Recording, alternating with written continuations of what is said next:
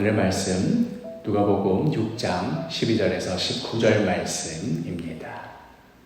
이때 예수께서 기도하시러 산으로 가사 밤이 새도록 하나님께 기도하시고 밝음에 그 제자들을 부르사 그 중에서 12를 택하여 사도라 칭하셨으니 곧 베드로라고도 이름을 주신 시몬과 그의 동생 안드레와 야고보와 요한과 빌립과 바돌로메와 마테와 도마와 알페오의 아들 야고보와 셀롯이라는 시몬과 야고보의 아들 유다와 예수를 파는 자 될 가룟 유다라. 예수께서 그들과 함께 내려오사 평지에 서시니 그 제자의 많은 무리와 예수의 말씀도 듣고 병 고침을 받으려고 유대 사방과 예루살렘과 두로와 시돈의 해안으로부터 온 많은 백성도 있더라.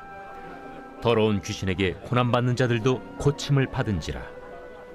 온 무리가 예수를 만지려고 힘쓰니 이는 능력이 예수께로부터 나와서 모든 사람을 낫게 함이러라. 오늘은 큐티 다이어리에 있는 질문들을 따라가면서 진행하도록 하겠습니다. 첫 번째 질문, 12명의 제자들을 택하시기 전에 예수님께서 무엇을 하셨습니까? 12절과 13절에 이때 예수께서 기도하시러 산으로 가사 밤이 새도록 하나님께 기도하시고 밝음에 그 제자들을 부르사 그 중에서 12를 택하여 사도라 칭하셨으니, 오늘 말씀의 이 이야기의 시작은 산에서 시작이 됩니다.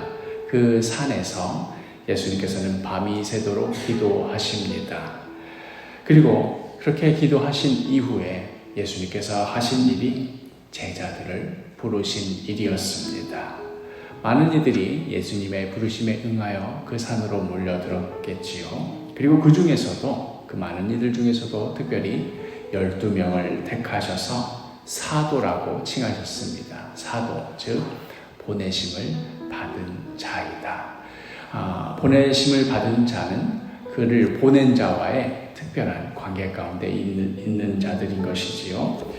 두 번째 질문, 12명의 제자들은 누구입니까? 14절을 먼저 보면 곧 베드로라고도 이름을 주신 시몬과 그의 동생 안드레와 야고보와 요한과 빌립과 바돌로메와 하면서 12명, 12지파를 상징하는 그런 특별한 어떤 의미를 갖는 그 수의 인물들을 부르시는데, 먼저 이들을 다 살펴볼 수는 없지만 먼저 제일 처음 등장하는 이 이름, 우리가 잘 아는 제자 베드로라고도 이름을 주신 이 시몬을 부르셨습니다. 우리가 지난 5장을 묵상하면서 물고기를 잡던 이 시몬을 그를 부르시는 장면이 나오지요.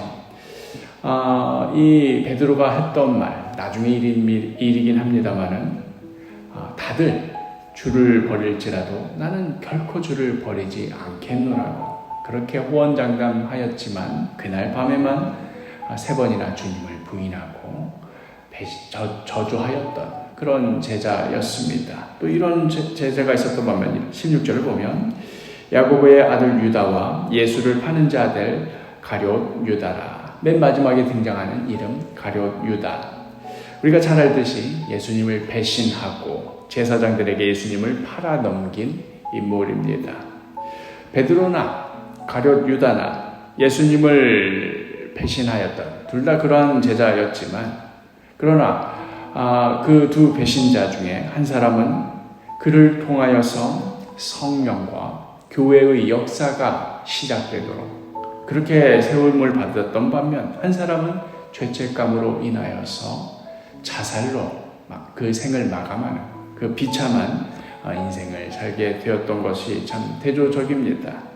이렇게 부르신 그 12사도 중에서 베드로와 가룟 유다도 참 대조적이지만 15절을 보면 마테와 도마와 알페오의 아들 야고보와 셀롯이라는 시몬과 해서 15절에 맨 처음에 나오는 마테, 그리고 15절에 마지막에 나오는 이 셀롯이라는 시몬이라는 이 두 제자도 참 서로 극적으로 대조가 됩니다. 마테도 역시 우리 지난 5장에서 부르심 받은 사건이 있는데, 마테의 전직이 뭡니까? 세리, 로마의 앞잡이 노릇을 하며 사람들의 피를 빼먹던 이 매국노와 같았던 인물이었습니다. 그에 비해 셀롯이라 하는 시몬, 이 셀롯은 열심당원이라는 뜻인데 열심당원이 뭐 하는 사람입니까? 우리식으로 따지자면 일종의 민족 저항 운동을 하던, 독립운동을 하던 이런 사람입니다. 그러니까 시몬이 전에 하던 일은 마태와 같은 이런 세리들을 암살한다거나 제거하는 그런 일들을 통하여서 민족의 유익을 꾀하려고 했던 그런 인물입니다. 참 불러도 참 이런 우리식으로 따지자면 매국노와 또 독립운동가를 한 자리에 앉혀놓았으니 이게 어떤 분위기였을까? 이 둘이 12사도로 부르심을 받아서 한 자리에 있고 그 한 자리에서 먹기도 하고 마시기도 하고 이야기도 하고 토론도 할 때 서로가 서로를 향해 어떤 분위기였을까? 어떤 마음이었을까? 또 둘이 싸움이라도 붙기라도 하면 예수님께서는 뭐라고 말씀하셨을까? 하는 생각이 듭니다. 그럼에도 예수님의 부르심에는 그 어떤 벽도, 차별도, 구분도 없었던 것이지요. 세 번째 질문, 예수님과 제자들이 평지에 함께 이르자 어떠한 일들이 일어납니까? 17절을 보면 예수께서 그들과 함께 내려오사 평지에 서시니 그 제자의 많은 무리와 예수의 말씀도 듣고 병고침도 받으려고 유대 사방과 예루살렘과 두로와 시돈의 해안으로부터 온 많은 백성도 있더라. 오늘 본문의 시작은 산에서 시작이 되었습니다. 그 산에서 기도도 하시고 많은 제자들도 부르시고 그 중에서 특별히 12를 택하셔서 사도로 부르시기도 하셨습니다. 그러한 일이 산에서 벌어졌다면 이제 그들을 이끌고 평지에 서시게 됩니다. 그곳에서 말씀도 듣고 병고침도 받으려고 몰려든 수많은 사람들을 만나시지요. 유대 사방과 예루살렘과 두로 시돈의 해안으로부터 온 많은 사람들까지 다 그 자리에 모입니다. 그리하여서 어떤 일이 벌어지는가? 18절과 19절. 더러운 귀신에게 고난받는 자들도 고침을 받은지라 온 무리가 예수를 만지려고 힘쓰리 이는 능력이 예수께로부터 나와서 모든 사람을 낫게 함이로라. 수많은 병자, 더러운 귀신 들린 자 모두 예수님 앞에 나오자 고침을 받았습니다. 능력이 예수께로부터 나와서 모든 사람을 낫게 하셨습니다. 마지막 질문. 제자들을 부르시기 전에 기도하시는 예수님의 모습을 보며 무엇을 느낍니까? 우리가 묵상하고 있는 이 누가복음의 주요 특징 중 하나는 성령을 강조한다 이런 것도 있고 또 오늘 말씀에서 본 것과 같이 기도를 매우 강조하는 그러한 책입니다. 우리는 기도한다고 하면 예를 들어서 가장 진실되고 거룩하고 정직하게 기도하면 그 응답이 확실하고 분명하고 또 선한 어떤 열매를 맺을 것이라는 어떤 기대감 혹은 그런 바라는 마음이 있지요. 그런 의미에서 예수님께서 평소에도 기도하셨겠지만 특별히 산에서 밤이 새도록 기도하신 그 기도의 응답으로 이 제자들을 특별히 12사도들을 택하셨다면 얼마나 최고의 어떤 제자들로 택하셨을까 하는 그런 생각을 또 혹은 그런 기대를 갖게 되는데 방금 우리가 보았듯이 이렇게 해서 모인 12명의 사도가 조금 의아한 사람들입니다.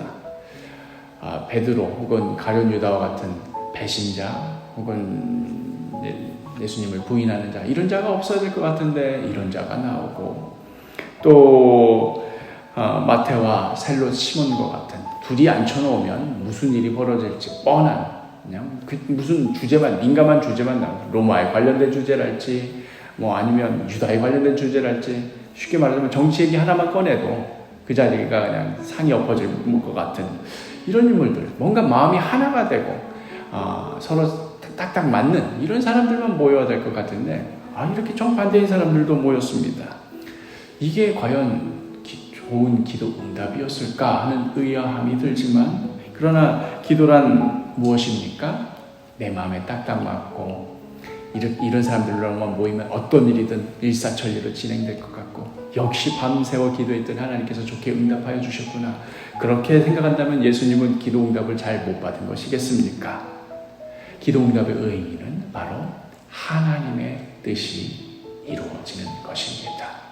예수님의 기도 응답으로 인하여서 우리가 보기에는 뭔가 부족해 보이고 뭔가 안 맞는 것 같아 보이는 이 12명의 사도를 통하여서 예수님께서는 끝내 그 하나님의 뜻을 이루셨던 것입니다. 이것이 바로 기도의 의미입니다. 사랑하는 사도교회 식구 여러분, 오늘 하루도 하나님께 간절히 기도하시며 그 기도 응답을 기대하는 마음으로 살아가시기를 바랍니다. 그 기도의 응답이 때로는 우리 생각에 뭔가 맞지 않는 것 같고 우리 기대에 어긋나 있는 것 같아 보여도, 그러나 우리의 기대에 부응하느냐, 우리의 바라는 바에 부응하느냐가 아니라 이를 통해 하나님께서 어떠한 뜻을 이루시는가, 여기에 주목하며 여기에 소망을 두며 살아가는 복된 하루가 되기를 간절히 축복합니다.